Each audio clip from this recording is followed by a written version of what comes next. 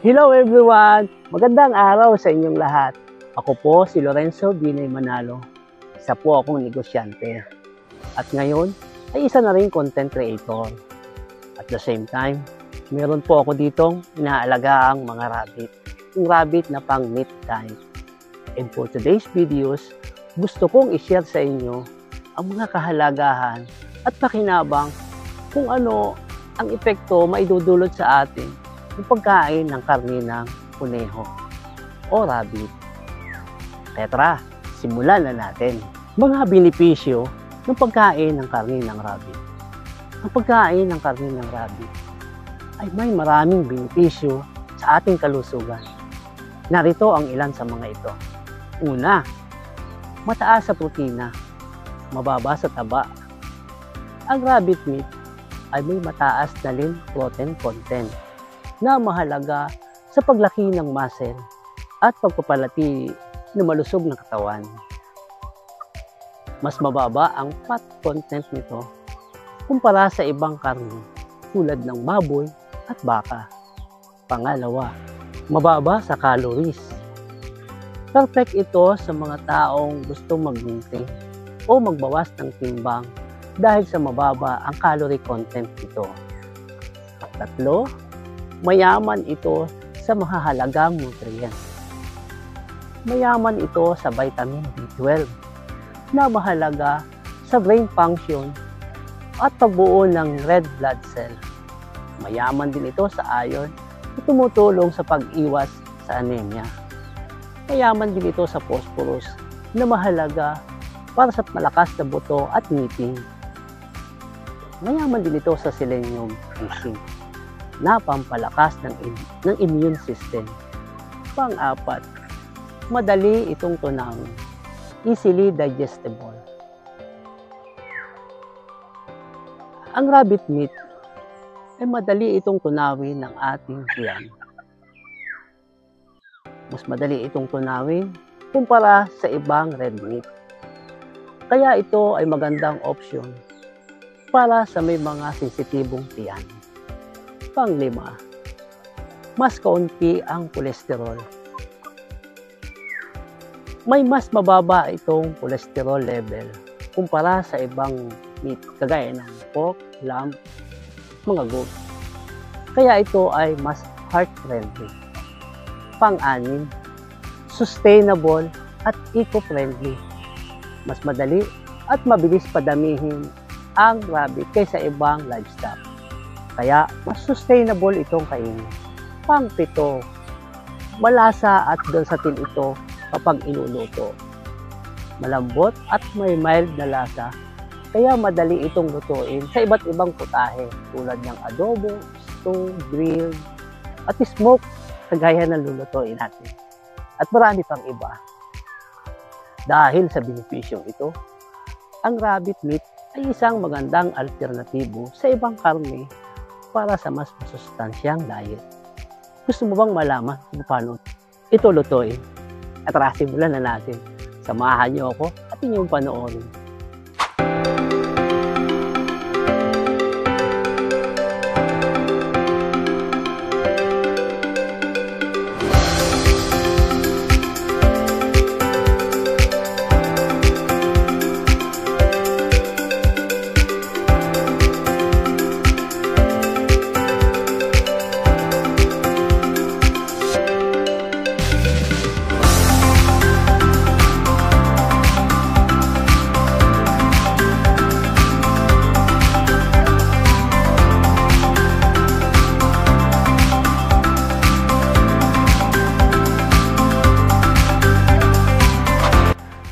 Yon, si Madam na muna ang magtutuloy ng aking ginagawang smoke rabbit dahil si Madam na ang expert dito. Yeah. Anong unang gagawin, Madam? Lalagyan Ito muna ang ating unang gagawin. Lalagyan natin irarab natin yung ating mga pampakulay at pampalasa sa ating smoke rabbit. So, eto, maglalagay muna tayo nito. Ano yan? Ano yan? Smoke? Smoke. Flavor. Flavor. Yan.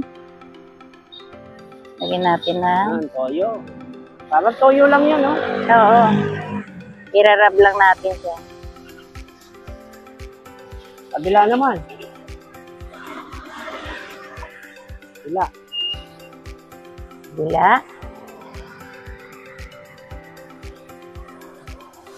Yan.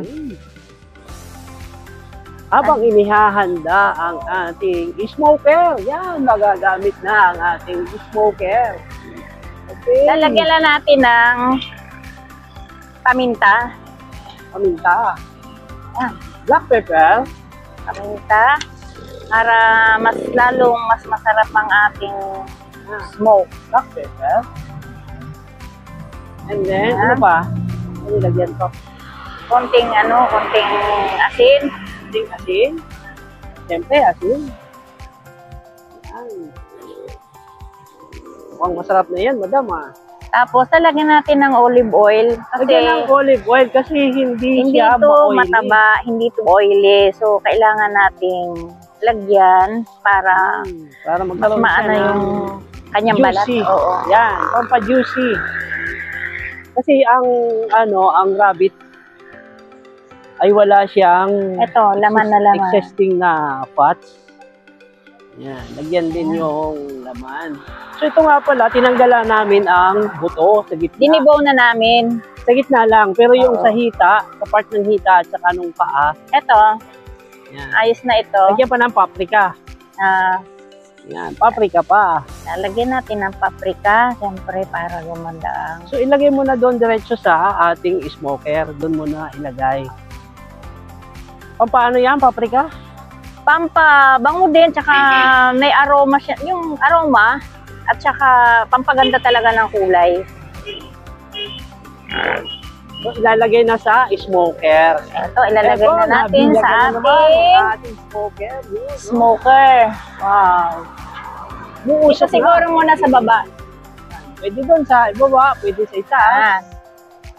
Kasi ito, 4 lang na piraso yung ginawa namin. So, gagawa ulit tayo ng isa pa. Wow. Mukhang masarap na yan, madam, Oo. So, habang ayos pa. Lalagyan muli natin ng paminta. Kaya medyo maingay dito. Nandito kami sa highway. Kung saan, andito yung pwesto ng Yam Food Hub. Yam Ventures Food Lagyan Hub. natin ng konting Yan. asin. Butuhan, kambingan, at iba pa. Yan. Ito, paprika. Dito, nag-execute si Madam ng kanyang smoke rabbit. Masarap talaga ito. Oh, smoke rabbit.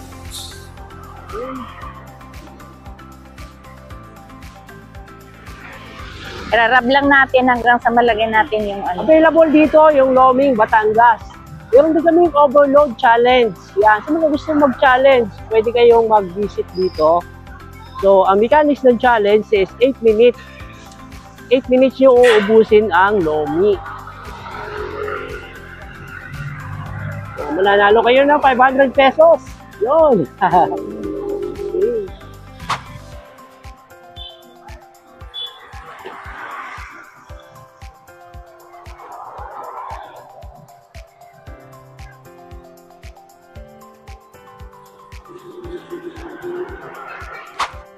At yun na nga, natapos din. Inabot na tayo ng gabi. Gabi na ngayon Nako, dito.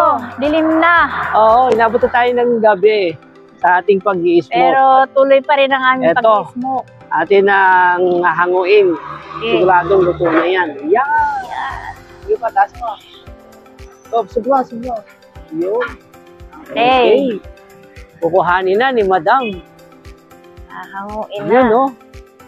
Wow! Ganda. Ganda ng pagkaluto. Wow! Ito talaga. Tama lang. Yung isa nasunog eh. Yan, no? Pero okay Yan, lang to. Napalapit sa apo yan. Okay. Ito naman.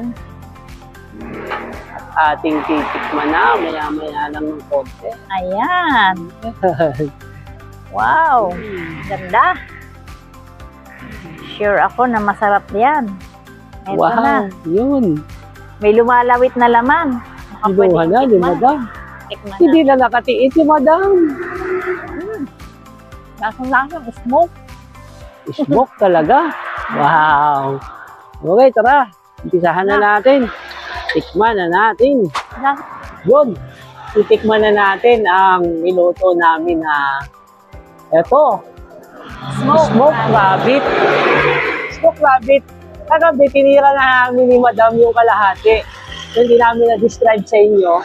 Hindi namin na-video. So gusto namin ipakita sa inyo yung kung ano ang itsura niya. Yan, no? Gagayatin na ni Madam. Slice natin. Slice na. So, wow! Malambot lang, oh. Oh, malambot ah. Umuga yung lamesa. Okay. Oh, Yan, kung makikita nyo, yan, oh. Yung pagka-tender niya, oh. So, ilapit mo yung camera. Yan. Ito yan, oh, ganyan. Ganyan yung linya, ganyan yung kanyang texture ng pagka. Ito, oh. So, mauuna na ako sa iyo, Madam. Titikman ko na. Tikman natin. Sabay tayo. Sabay tayo, sabay tayo. Yan. cheers tayo. Yan. So, kailangan meron tayong sausawan. Amoy muna. Amoy smoke talaga. At saka yung aroma, ano, amoy na amoy. Yan. Lapit mo dito. Yan. Sabay tayo. Ito, oh. Kita niyo yung texture nung pagkalaman niya. Ito, balat ito. So, sinadya namin na may balat ito. Malambot lang talaga. Okay, tikiman na tayo, Madam. Okay. Yan. Cheers! Cheers, Tikman na. Rabbit. Rabbit smoke. Dito lang yan sa Yum Food Hub. Sarap. Lambot. Lambot talaga, promise. Kung ito, oh, lapit mo yung camera. Kita nyo yan, oh. Ganyan ka-tender yung pagka luto namin ng smoke rabbit. So, pag yan, Ayusin. Saka, masarap, promise. Hindi sa, binubola ko kayo ha, hindi sa, ini-introduce ko lang to. Sobrang, ano yun, namit daw, sabi ng mga Ilocano. na, Ilonggo naman. Nga Ilonggo. Sorry. Yan. At ito, dapat, meron kayong kanin. Yan. So, ito na yung tanghalian namin. So, meron pa kami ditong isang product. So, marami Siyempre, ditong prutas. Masarap yan na Ito. Yan yung prutas na yan. So, tinitinda namin. At the same time, habang gusto nila, magpagawa sila ng natural na, ano, na mango shake. Grahams ito, Graham shake. Yan. Ito, titikman na natin. Yan. Balik sa asin. Okay. Okay. Tikman ko, ha? Oh, sarap din. Kasi natural na mangga talaga yan. Sarap Hindi talaga. yan yung artificial na mango. Ito. Walang halong artificial. So, lagyan lang siya ng konting gatas, tsaka yelo. So, talaga malamig. Sarap. Ang sarap niyan. Tikman mo, Madam. Si Josie mamaya, kakain talaga nito. Hindi niya palalampasin ito. Kung gusto nyo makatikim ng ganyan mga pagkain, dito makikita nyo yan sa Yum Ventures Food Hub, Barangay Sico 2, San Juan, Batangas.